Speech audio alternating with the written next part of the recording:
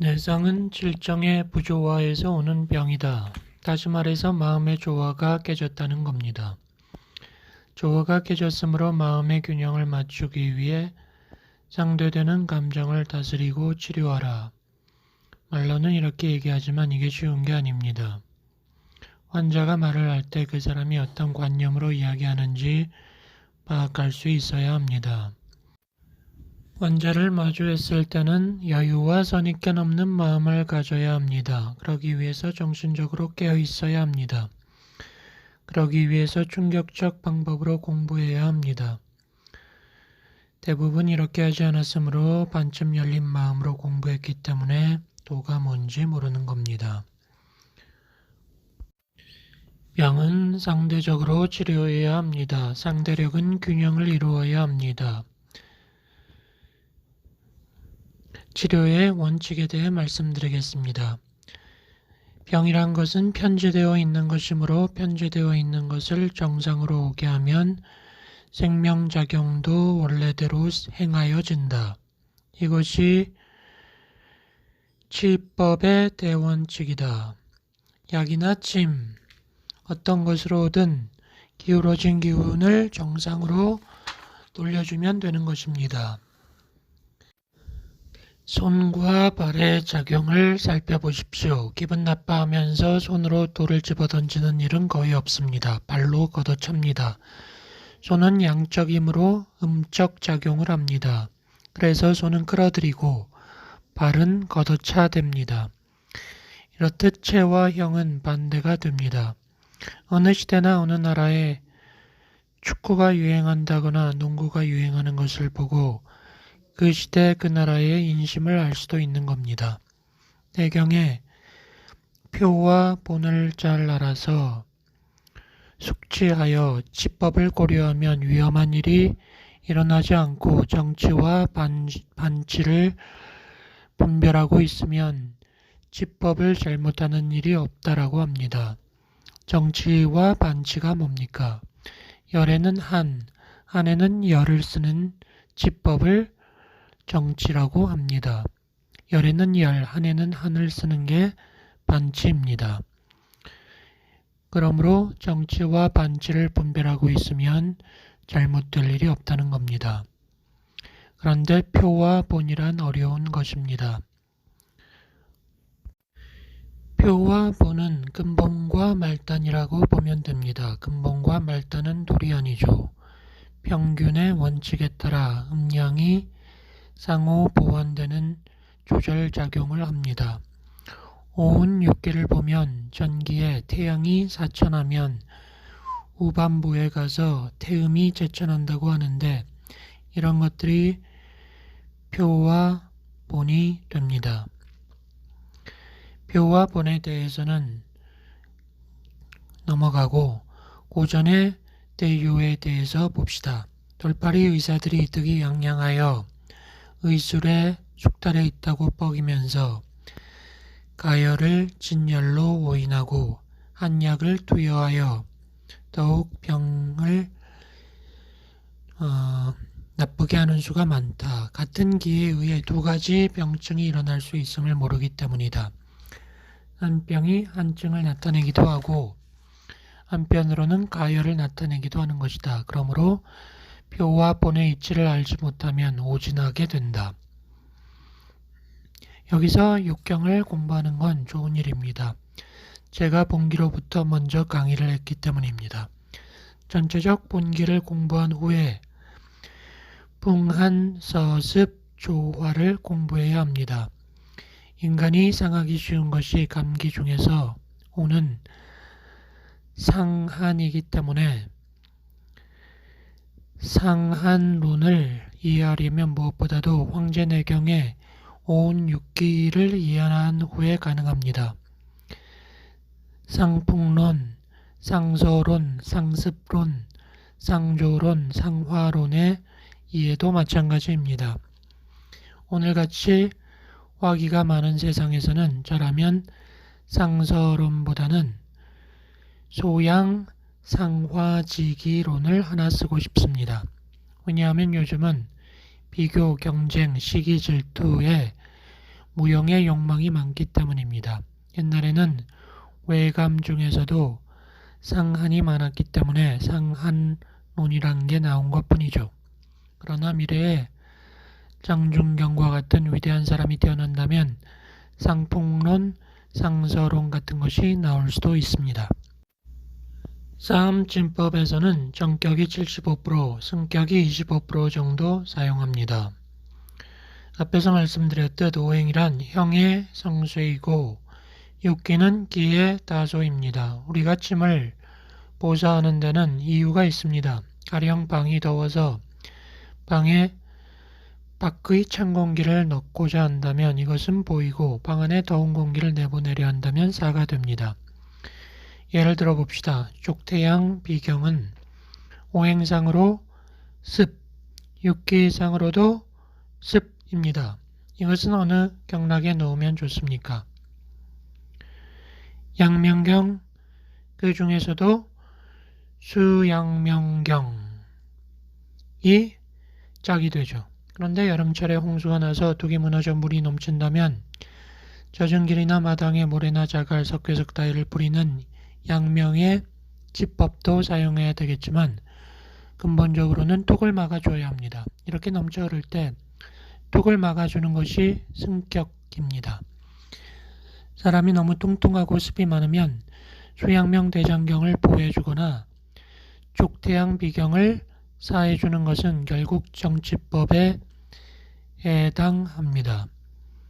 반치법과는 착각하지 마세요. 이렇게 정치법을 쓸 때는 약이나 침을 불문하고 보를 위주로 하세요. 보로서 안 들으면 사법을 쓰세요. 방약 합편을 보면 상통, 중통, 하통이 있는데 상통은 보, 중통은 화, 하통은 사하는 약이라고 합니다. 여러분이 개업을 한 후 도안이 열려 나름대로 관을 얻을 때까지는 평범한 약을 쓰도록 하십시오. 상통 75, 중통 20, 하통은 5%만 쓰세요. 사실 저도 아는 게 없습니다. 조금 안다고 떠드는 이 강의도 창피합니다. 공부를 하면 할수록 어렵고 모르는 게 많습니다. 그래서 저는 확실한 것만 씁니다. 요즘 병원을 찾는 비율을 보면 약국 75%, 병원 20%, 한의원 5%라고 합니다. 그나마 이 5%를 나눠 먹느라 난리를 칩니다. 열심히 실력을 쌓아 나가시기 바랍니다. 앞으로 보하는 약을 많이 쓰십시오. 부디 명심하시고 가령 장이 실하고 음이 허하다고 하면 양이 실하고 음이 허하다고 하면 실한 양을 깎아내리려 하지 말고 허한 음을 보호하도록 하십시오. 승과 복에서 생긴 병을 치료하는 원칙은 한으로 생긴 병은 뜨겁게 하는 약을 쓰고 열로 생긴 병은 차갑게 하는 걸로 쓰고 온으로 생긴 것은 서늘하게 하고 량으로 생긴 것은 따뜻하게 하고 흐트러져 생긴 병은 거둡고 억압되어 생긴 병은 흐트러뜨리고 건조해서 생긴 병은 적셔주고 급해서 생긴 병은 늦추어주고 딱딱해져서 생긴 병은 부드럽게 해주고 물러서 생긴 병은 굳어지게 해주고 쇠약해서 생긴 병은 보해서 약을 씁니다. 지나치게 강하여 생긴 병은 덜어주는 작용이 있는 약을 씁니다. 어떤 경우에도 생명의 근원인 정기를 안태하게 해주면 영혈과 위기는 반드시 탁한 것을 맑게, 난폭한 것을 조용하게 합니다. 여기서 승한다 함은 극한다는 것이고 복한다 함은 보복한다는 것입니다. 복이라는 현상을 말씀드리죠. 오행상으로 금은 화에 의해 억제를 받죠. 작년 1985년이 을축년인데 을은 오행상으로 금이죠. 을경합금입니다. 그런데 이 금이 실질적으로 허한 금입니다. 부족함이 있죠. 금이 부족하니 어떤 놈이 설집니까? 금이 제자리를 잡고 있으면 목을 다스려 억제할 것이고 화가 함부로 금을 넘보지 못하는데 여기서 보복이라는 말이 나옵니다. 보복을 이해하지 못하면 오은 육기는 끝장입니다. 금이 목을 억제하여 눌러주고 있어야 하는데 금이 허하니까 균형이 깨지죠. 그러니까 목이 금을 우습게 하는 겁니다. 목이 금을 가벼이 모멸합니다. 그리고 화도 금을 조집니다. 가정적으로 보면 내가 파워가 없고 약하면 아버지 형님의 잔소리에 눌리고 여동생의 간섭까지 받게 됩니다. 이때 내가 희망을 거는 게 뭘까요? 자식입니다. 수입니다. 어서 커다오. 이 애비의 서름을 풀어다오. 아버지가 핍박을 많이 당하면 자식 교육을 철저하게 시킵니다. 이 보복이란 말을 이해하셔야 합니다. 이것을 장부로 이야기하죠. 금을 패라고 하고 패가 간을 억제하지 못해서 간이 패를 우습게 하라. 허한 패가 근심에 빠지고 우울해하자 감기가 발동을 합니다. 또 심장이 거들먹거리고 잘난 척합니다. 화기가 성해져서 패기를 죽이는 거죠. 이때 자식은 심장을 죽이는 오장육부의 자동 조절 기능이 이루어집니다. 현재 내가 고통과 어려움 속에 있다 해도 세월을 기다리면 역전되는 겁니다. 이 자식의 역할이 복이라고 하는 겁니다. 승은 알기 쉬운데 복은 어렵죠. 자, 오온육기의 상식을 짚어봅시다. 치료원칙에서 한으로 생긴 병은 열로 생긴 병은 한으로, 오는 리양으로, 리양은 등등등등, 건조한 것은 적시고 급한 것은 늦추고 이렇게 되어 있는데 완급은 꿔름과 소양, 조습은 양명과 태음, 온리양은 소음과 태양의 관계죠. 딱딱해서 생긴 병은 부드럽게 하는 작용을 해주라고 했는데 맛 중에서 부드럽게 해주는 것은 무엇입니까? 짠맛이죠. 배추숨을 죽일 때 소금을 쓴다거나 무생채를 부드럽게 하는데 소금을 쓰는 거죠. 산수, 신산. 신맛은 수렴하고 매운맛은 발산한다. 이런 것을 알아야 합니다. 의미를 터득해서 사람이 까부라지고 부러져서 발산지기가 많으면 거두어 주어야 합니다. 새길 줄 모르고 근거를 대라고 하면 곤란합니다. 심장에 기운이 없어 죽어가는 사람에게 급히 신맛으로 움츠러들게 하라는 대목을 두고 이것을 따지고 들지 마십시오.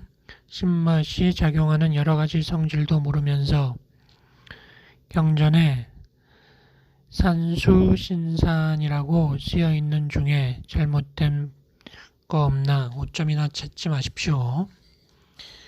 이렇게 부정적인 사람들은 거시기 합니다. 설령 틀린 곳이 있다 한들 그것이 전체의 몇 프로나 되겠습니까? 쇠약한 것은 보하고 실한 것은 사하고 긴 한 것은 부드럽게 하고 너무 무른 것은 굳어지게 하는 이런 것들이 다 정치법입니다. 그런데 상합, 교상합 외에 변칙으로 치료하는 게 있습니다. 즉 그때그때의 상황에 따라 치료하는 거죠. 뱃속에 딱딱한 덩어리가 생겼다고 합시다. 그러면 어떡하나요? 이 덩어리를 육경으로는 어디에 속한다 할 수 있을까요? 양명이죠. 신장, 결석 따위는 토에 가깝고 꼭히 양명, 조습이라 하기에는 무리가 있습니다. 그렇지만 뱃속에 있는 덩어리 따위는 양명조습에 가깝죠. 그런데 이것을 치료하는 방법을 생각해 보면 뭘로 할까요? 태음으로 하자고요? 방금 태음으로 하자고 하신 분은 육경이론을 외운 사람입니다. 태음을 사용한다면 공식화된 상압치료 방법에 맞습니다. 그러나 딱딱한 덩어리에 축축한 물을 태양습을 넣어준다고 없어지진 않죠. 적당한 치료 방법을 생각해 보십시오. 뚫는다? 뚫음은 육경 중에 어디에 해당이 될까요? 이건 우리가 익히지 못했죠. 또 다른 방법은 소음 군화로 녹이면 된다? 녹인다는 것은 오행상으로도 화극금의 원칙에 맞는 것 같군요. 또 다른 방법은 꽐음풍 태양 한수는 좀 맞지 않겠죠? 제 생각으로는 맨 처음의 대답 뚫는다에 점수를 드리고 싶습니다. 뚫는다 부숴버린다 함은 양명에 해당합니다. 이 딱딱한 것을 치료하면은 양명이 필요하겠죠. 이렇게 볼 때 육경에 일정한 공식은 없습니다. 상황에 따라 처치를 달리해야 하므로 무유정법입니다. 물을 가져오라 그럴 때 종이 접시에다가 가져오면은 안 되겠죠. 종이 접시도 상하고 물도 흘리게 될 것입니다. 종이 접시를 토라고 할 때 갑자기 태양 한수가 들이닥쳤다면 그의 운수가 나쁘게 됩니다. 이런 사주를 용상이라 합니다. 재떨이에 담뱃재를 떤다면 길하나 밥을 담는다면 길하지 않은 거죠. 태음과 태양이 꽐음풍과 만나면 큰일이 나겠지요. 찬바람이 부는데 물을 뿌리면 더 추워지는 것처럼요. 건강을 망치게 됩니다. 따라서 이것들을 만나게 해서는 안 됩니다. 또 꽐음과 꽐음이 만나는 경우도 있으나 이것도 큰일이 나므로 피해야 합니다. 이런 점을 고려하고 나니 꽐음풍을 치료하는데 태양, 태음, 꽐음은 제외하고 양명, 소양, 소음이 쓰이게 되는 것을 알 수가 있는 것입니다. 이렇게 다른 것들도 반드시 연구를 해봐야 합니다. 연구를 해보노라면 재미있고 묘미가 있는 것을 알게 될 겁니다. 또 하나 예를 들어 소음 군화에 불을 끈다고 합시다. 어떻게 할까요? 나는 바람으로 끄겠어. 이거는 불난집의 부채질이죠. 이때는 물로 꺼야죠. 여기에 태양 한수가 등장합니다. 그 불이 기름불이라면 물로 안 되죠. 이때는 모래, 양명이 등장하게 됩니다. 또 작은 불은 스프레이 정도로 습기로 끌 수 있죠. 이 경우에는 태음습이 등장되고 맞불을 놓는 경우는 같은 소음 군화가 등장합니다. 대개의 경우 불에 꽐음풍을 쓰는 것은 위험합니다. 오늘은 꽐음과 소음에 대해서 말씀을 드렸는데 나머지 태음, 소양, 양명, 태양에 대해서는 리포트로 제출해 주십시오. 넓게 생각해야 합니다. 태음습을 예로 하나 더 들어볼까요? 태음습을 안개나 이슬, 젖은 옷으로 본다면 어떻게 말릴 수 있을까요? 바람에 쏘여 말리거나 햇볕에 말리거나 드라이어, 열로 말리는 등 방법이 있겠죠. 그러나 찬물을 끼얹으면 안 됩니다. 고로 태양 한수는 안 되는 겁니다. 오늘은 황제내경을 말씀드리겠습니다. 사기의 기세에 타소가 있고 병의 상태에 성쇠가 있으며 지법에 완급이 있고 좌방에 대소가 있다라는 말이 있습니다. 대원칙입니다. 환자 치료할 때는 마음을 항상 염담, 허무하게 가져야 합니다. 무심으로 마음을 비울 줄 모르면 환자의 마음 상태가 어찌 되는지 알 수가 없습니다. 무심해지라는 말은 욕심을 없애라는 겁니다. 이렇게 마음을 비운 다음에 환자의 병이 죽을지 살 병인지 알아야 합니다. 생사의 판단이 선 다음에 손을 대야죠. 의사에게 있어 어려운 것이 살 병인지 죽은 병인지 판단하는 겁니다. 길게 묘묘한 바둑의 묘수풀이는 아무리 높은 상수라도 못 푸는 경우가 있습니다. 생사의 판별도 어렵습니다. 이렇게 생사를 알고 난 후에야 대소가 나옵니다. 병의 정도를 알아야 처방의 대소가 나옵니다. 방다 이효소하고 방소 이효다라. 처방이 많으면 약효가 적습니다. 집전대부탕에다 오자를 넣고 또 육미지황탕을 넣게 되면 효과가 적어집니다. 나도 명의가 되기 위해 방을 적게 써야 되겠군. 이건 또 아닙니다. 효과가 많다는 이야기는 약성이 강하다는 이야기니까 무섭다는 말도 됩니다. 병이 큰 거냐 작은 거냐, 방을 크게 쓸 거냐 작게 쓸 거냐를 잘 알아야 합니다. 수술은 성공했는데 사람이 죽었다는 말이 있습니다. 오행침을 정확히 썼는데 사람이 죽던데요? 하는 경우도 있습니다. 이것은 가는 쯤을 쓰지 않아서일 수도 있고 망치로 못을 박듯 세게 박았을지도 모르고 보살을 어느 정도 해야 되는데 과하게 비틀었는지도 모릅니다. 완급도 어렵습니다. 바둑을 두다 한 판 졌다고 뿔따구 내는 사람은 바둑 실력이 늘지 않습니다.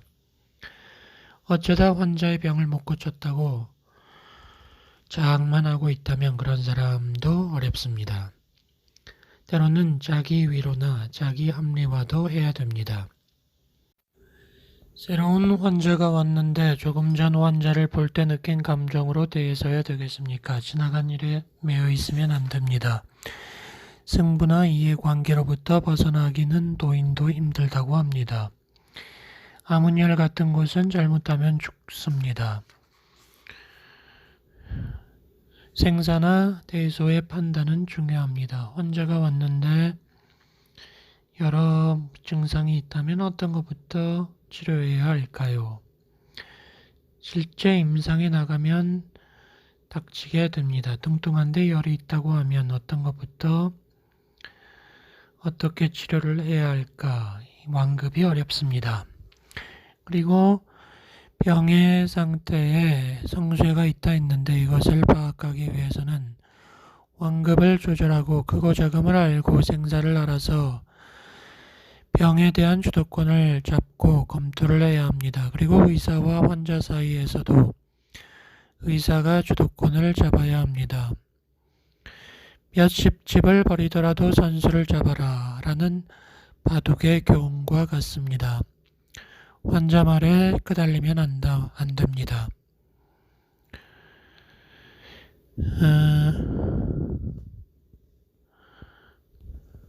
쓸데없는 질문을 하면 혼낼 줄도 알아야 합니다. 갓 졸업한 젊은 의사들은 환자가 얕잡아 보는 수가 많습니다. 기선을 잡아야 합니다. 환자에 의존해서 먹고 산다는 치사한 생각을 해서는 안 됩니다. 내가 아니면 못 고친다는 망상도 나쁩니다. 그렇지만 주도권을 뺏겨서는 안 됩니다. 의사는 정밀해야 합니다. 여러분은 기본적인 관, 음양관을 터득하기에 힘을 써야 합니다. 근본적인 관을 얻고 나면 보다 큰 세계는 없는가 하는 의문이 생기고 그 세계를 잡고자 노력하다 보면 넓고 큰 세계에 도달하는 겁니다.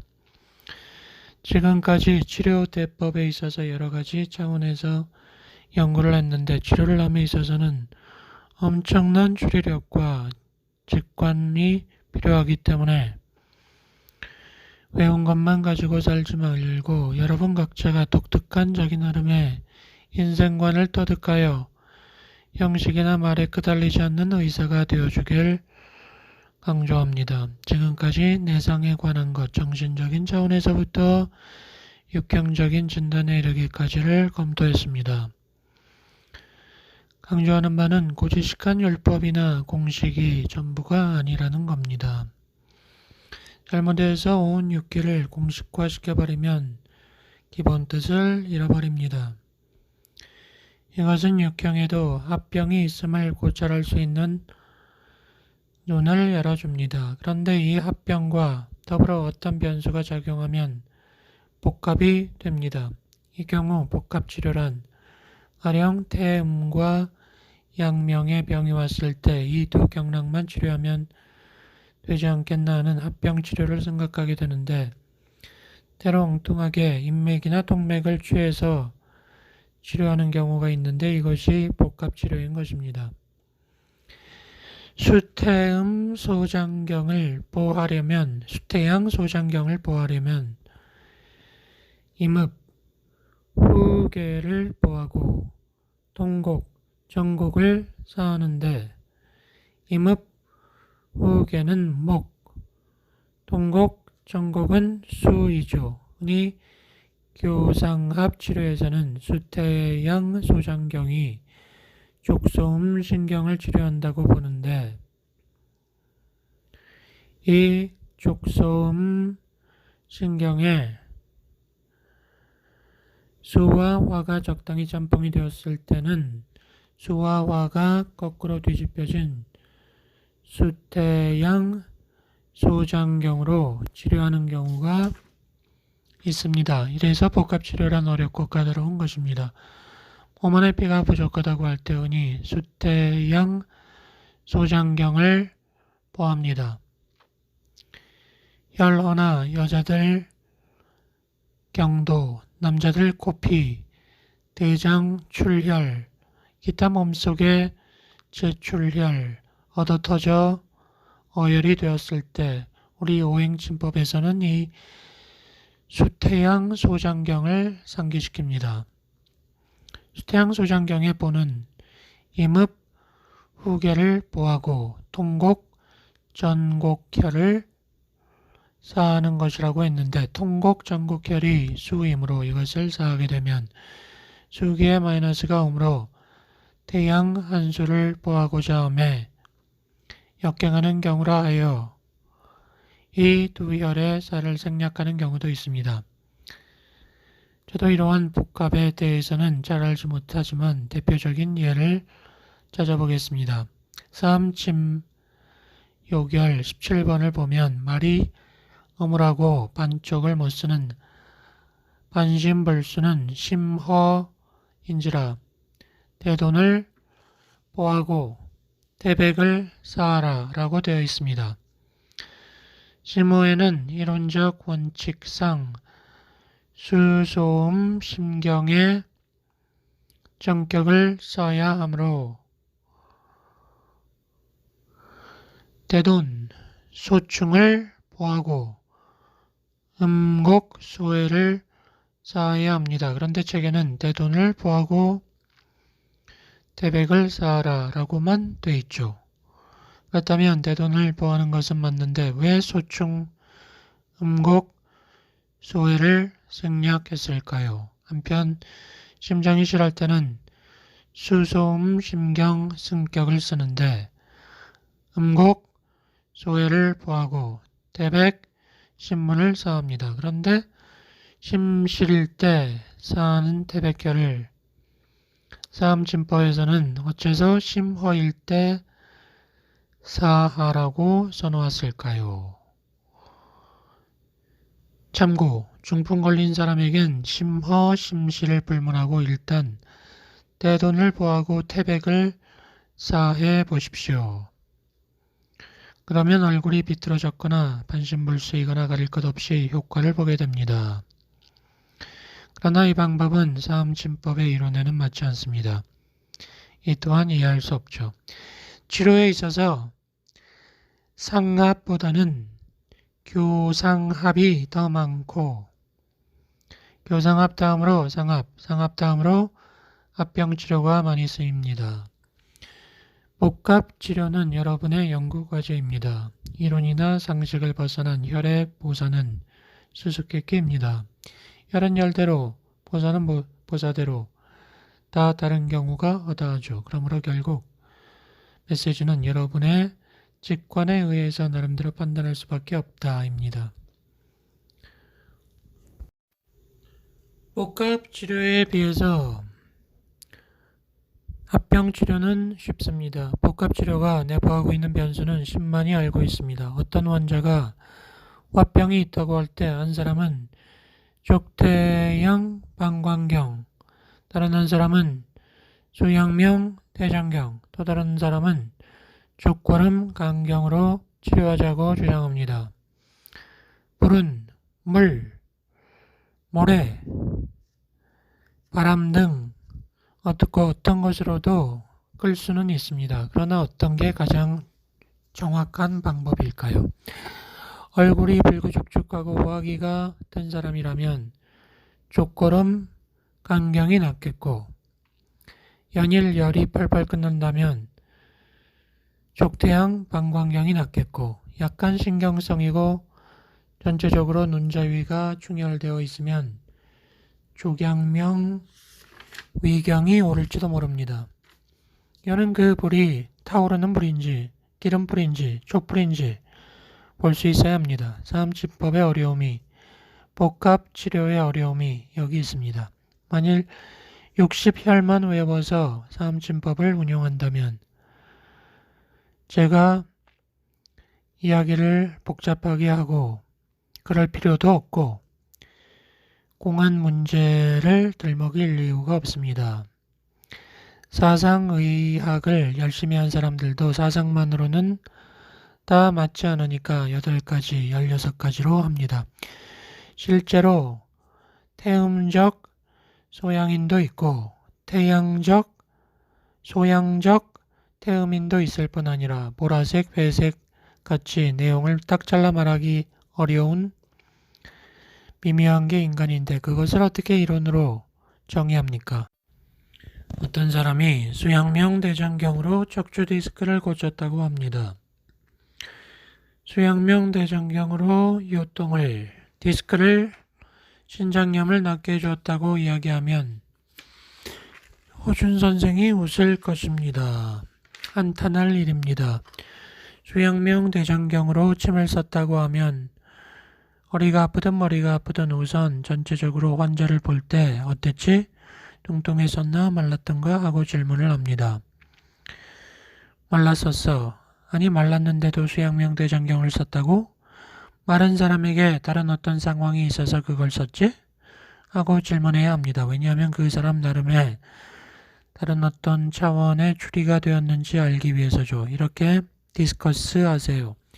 일반적으로 마른 사람에게 수양명 대장경을 썼다면 요통, 외궤양 혹은 어떠한 양방병명을 갖다 대더라도 납득이 잘 가지 않죠. 왜냐하면 수양명 대장경을 썼다 하면 그 환자는 비대한 사람일 거라는 우리끼리의 암호가 있기 때문입니다.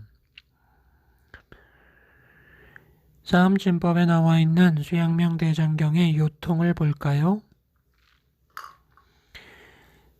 근골을 잡아쥐고 꺾는 것 같이 아픈 증은 대장상인지라 삼리와 곡지를 보하고 양곡을 쌓아라 라고 오행침의 이론에 들어맞게 쓰여 있습니다. 그렇다고 여러분이 환자를 볼 때 근골을 잡아주고 아픈 증상의 환자에게 무조건 수양명 대장경을 쓸 겁니까?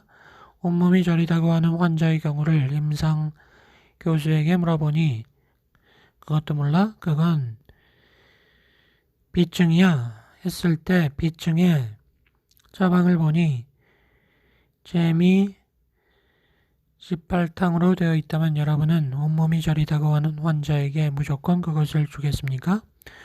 어떻게 저리다는 것 하나의 구실로 이 처방을 외울 수 있겠습니까? 뚱뚱한 사람이 왔을 때는 양명경으로 들어가는 반하, 남성 등의 건조한 약을 써야 할 것이고 마른 사람이 왔을 때는 공이 온몸이 저리다고 해도 용미나 전문동 등과 같이 물기 있는 약을 써야 되지 않겠습니까? 태음경으로 들어가는 약이죠.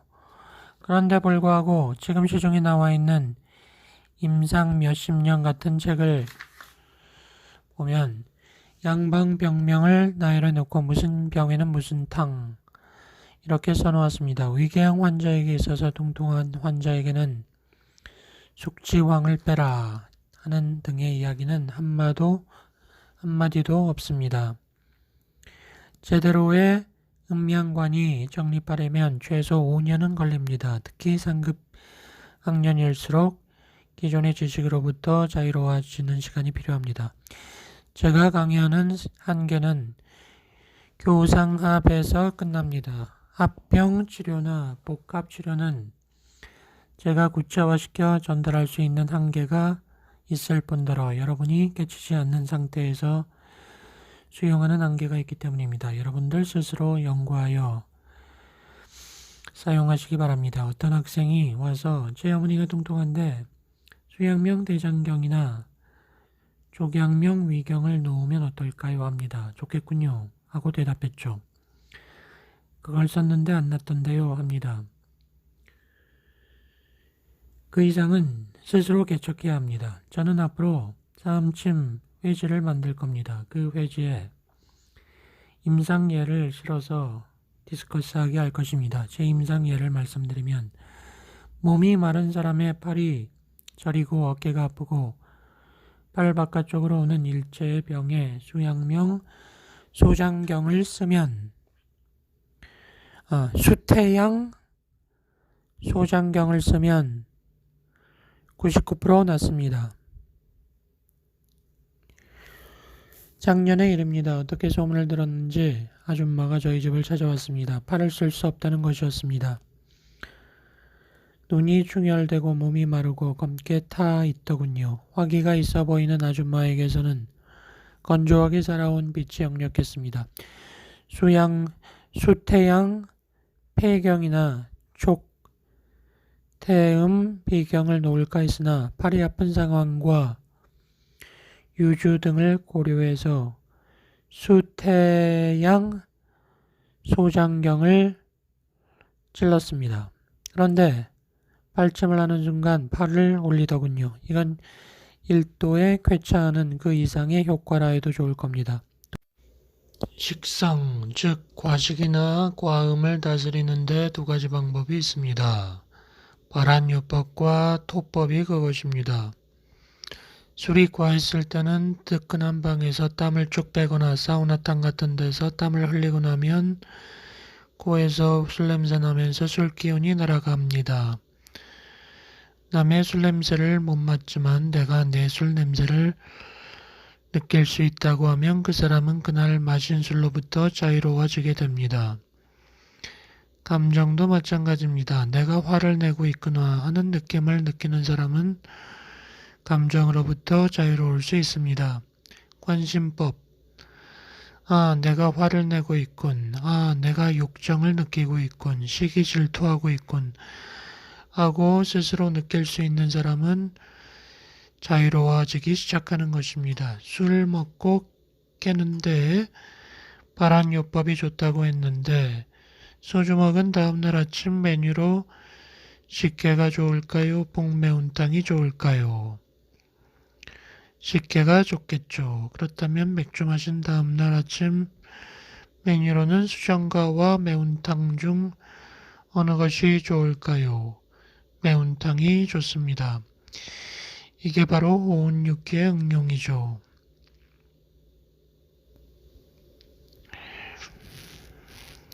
과식탕, 과음탕에 발한요법을 많이 씁니다만 많이 먹고 많이 마신 경우 토해버리는 게 더 간단하죠. 제 친구 한 사람은 술 많이 마신 다음날 아침에도 테니스 치고 정상적으로 출근합니다. 비결을 가르쳐 달라 했더니 대대로 전해오는 비방이라고 함구하더군요.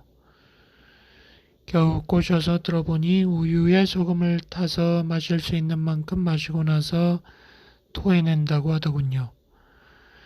다 토한 뒤에도 손가락을 넣어 구역질을 몇 번 더 하고 나면 깨끗해진다는 겁니다. 그렇게 해보았더니 정말 좋더군요. 구토요법입니다. 다음은 하법을 보겠습니다. 병이 하초에 있을 때 쓰는 하제는 냉약이겠죠. 하제는 아래로 내려갑니다. 열이 피부에 있을 때는 발한, 열이 하초에 있을 때, 상초에 있을 때는 토하고, 열이 하초에 있을 때는 하법을 씁니다. 열뿐 아니라 병이 대체적으로 하초에 있을 때는 하제를 씁니다. 대표적 하제로는 대황 등입니다. 똥을 누고 일어서면 또 누고 싶고 한 경우에는 대향 등이 특효약입니다. 하제는 무게가 무거운 약입니다. 숙지황을 적당히 쓰면 소화력이 부족한 사람의 중초에 걸리는 경우가 많지만 숙지황을 한꺼번에 써버리면 걸림없이 아래로 잘 밀고 내려갑니다. 하제로서 광물질인 것으로는 활석이 있습니다. 화법에 용하는 화해지제는 반표 반리에 병이 있어 한열이 왔다 갔다 하는데 쓴다고 했는데 자호가 대표적인 약입니다. 백작약도 다소 무겁고 수검지제이긴 하나 화해지제에 속합니다. 감미로서 여기에 속하는 것으로는 감초가 있죠. 하도 좋은 약이다 보니 국노라는 이명까지 있습니다. 나라의 늙은 대신과 같다는 말이죠. 특히 해처의 성약으로 감두탕이 있습니다. 이상으로 안토하화요법이 쓰여지는 경우를 보았습니다. 이번엔 치매치료 대법에 대해 말씀드리겠습니다. 침치료에 있어 육경을 분별하는 공부는 했으니 이제 침문용의 원리를 보겠습니다. 전에 공부했듯 좌병 우치, 우병 좌치, 상병 하치, 하병 상치가 있고 어즉 보기모, 실즉 사기자라는 내경에 있는 원리도 있고 원보방사, 좌우회전 상의 차이점도 있습니다. 그런데 특수한 것으로 앙기관이라는 게 있는데 관이란 항상 앙제하는 역할을 말하는 것입니다. 억기관, 억제하는 역할을 말하는 것입니다. 예를 들면 오행상 화인 심장이 화하면 화에 모인 목을 보여주고 화를 극하는 수를 사해주면 양수겸장의 효과가 있다는 것이 보기관의 방법이죠. 이것은 황제내경에 있는 상식적 공식입니다. 이것을 이론에 노골적으로 등장시킨 분이 사암도인입니다. 내경치료법을 따르고 있으므로 정통성을 의심할 여지가 없죠. 실측 사기자의 예를 들면 심장이 실할 때 심장 경락 자체를 건드리는 게 아니고 돌을 쌓아주면서 신의 수를 복돋아주면 심의 실한 기운이 깎이게 되는 것입니다. 이런 원칙에 의해서 정격, 승격이 결정되는데 화할 때 보하는 것을 정격, 실할 때 사하는 것을 승격이라고 합니다. 여러분이 오행침법을 공부함에 있어 오유혈만 외워도 바로 오수혈만 외워도 공식에 대입하면 해답이 나옵니다. 가장 흔히 쓰는 족태음 비경의 예를 들어봅시다. 족태음 비는 오행상 토이므로 이것이 허하다면 화를 보해야 하겠죠. 그런데 화를 보할 때 화경의 화와 자경의 화 두 가지가 필요합니다. 항상 두 가지를 선택해야 합니다. 그리고 화경을 보면 수태양, 소장경도 화경이고 수소음, 심경도 화경인데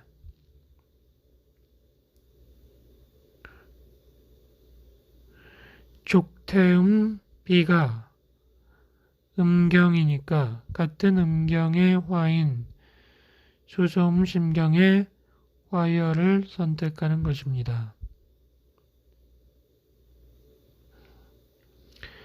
심장경로의 유주는 새끼손가락 안쪽에 소충혈에서부터 극천혈까지입니다. 그런데 우리가 오수혈을 알려면 양경락과 음경락의 순서부터 알아야 되지 않겠습니까? 양경락은 금, 수, 목, 화, 토가 되고 음경락은 목, 화, 토, 금, 수가 됩니다.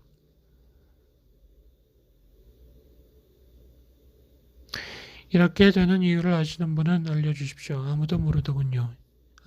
이것도 여러분이 연구해 보십시오. 아무튼 수소음, 심경은 음경이니까 목과 토, 금수가 되므로 목혈은 소충, 화열은 소부가 됩니다. 수소음 3초경 정격을 한번 보겠습니다. 수소양 3초경은 오행상 화조, 60혈을 외우신 분은 이것을 풀어내기만 하면 됩니다. 정격은 보지요. 그러니까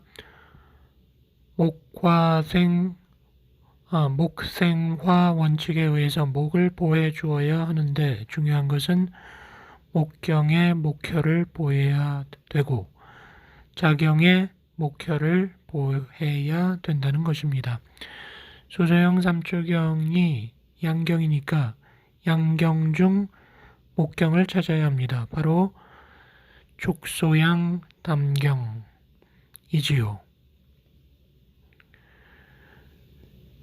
담은 오행상 목이죠. 간은 담은 양이죠. 그러니까 족소양 담경의 목혈을 찾으면 됩니다. 담경이 양경이므로 금수, 목, 화, 토 순서로 흐른다는 것을 알면 그 세 번째 혈이 목혈이구나 하는 걸 알 수 있겠죠. 이내 임읍혈이 튀어나오게 됩니다. 이렇게 하기 위해서는 세 번째 혈을 찾기 위해서는 경락의 시작과 끝을 알고 있어야겠죠. 자경, 즉 수소양 3초경의 목혈을 찾으려면 양경이므로 금수, 목, 화, 토의 세 번째 혈을 찾으면 되죠. 그것은 중저혈입니다. 둘째 손가락에 마비가 온다고 하면 양명경에 무슨 문제가 있겠구나 할 수 있습니다. 둘째 손가락에 양명경이 흐르니까요. 왜냐하면 금기가 부족하니까 바람에 흔들리겠지. 이런 사람은 대체로 뚱뚱한 체질일 거야 하는 추리가 될 것입니다. 또 이유도 없이 넷째 손가락이 아프다고 하면 혹시 몸이 냉하지는 않을까 아니면은 수소양 3초경이 너무 실해서 몸이 더운 건 아닐까 하고 생각할 수 있겠죠. 주먹을 쥘 때 무심코 엄지손가락을 쥐는 주먹의 안쪽으로 집어넣어서 쥐는 사람이 있습니다. 이런 사람은 수태음 폐경을 보호하고 싶은 것입니다. 폐기가 약한 거죠. 이런 사람은 겸허한 사람입니다. 남을 해칠 사람이 아니죠. 명상을 할 때 엄지손가락까지 어떤 힘이 뻗치는 느낌이 들어야 한다고 합니다. 이렇듯 손가락이나 발가락에 어떤 증상이 왔을 때 경락 반응이 오는 경우가 있습니다. 그러므로 손가락, 발가락의 느낌을 가지고 그 해당 경락의 이상 유무를 파악할 수 있습니다. 이상으로 수소양 삼초경 정격에 보하는 혈을 찾았는데 이번에는 사하는 혈을 찾아야 합니다. 그래야 수소양 삼초경 정격의 혈자리를 모두 찾는 것입니다. 사하는 혈자리는 수극화의 원리에 의해서 수경, 즉 족태양 방광경의 수혈과 자경, 족소양 삼초경의 수혈이 됩니다. 취혈은 육기적 관점이 아니고 오행적인 관점입니다. 족태양 방광경도 양경이므로 금수목화토로 진행됩니다. 방광경의 수혈이 통곡혈입니다. 자경인 수소양 삼초경의 수경은 액문혈이 됩니다. 정리해보면 수소양 삼초경 정격은 보가 임읍 중저, 사가 통곡 액문이 되는 것입니다. 오행침의 정격 승격은 무조건 암기하기보다 이렇게 원리를 알면 재미있습니다. 이 원리를 적용시키려면 60혈 즉 12경락의 정락수경합은 외워야겠죠. 새끼발가락 말단에 있는 지음혈을 마음 놓고 사용하는 것은 이 오행침법 밖에는 없습니다. 지음혈은 눈물이 나도록 아프기는 하나 효과가 좋습니다. 족태양 방광경을 보할 때 쓰는 이 지음혈은 해열 정도는 그 자리에서 고쳐납니다. 작년에 의료봉사를 갔던 한 학생이 10년 된 방광염을 족태양 방광경과 수양명 대장경으로 단 한 번에 고쳤다고 합니다. 이 호행침이 아니면 어떻게 그렇게 할 수 있겠습니까?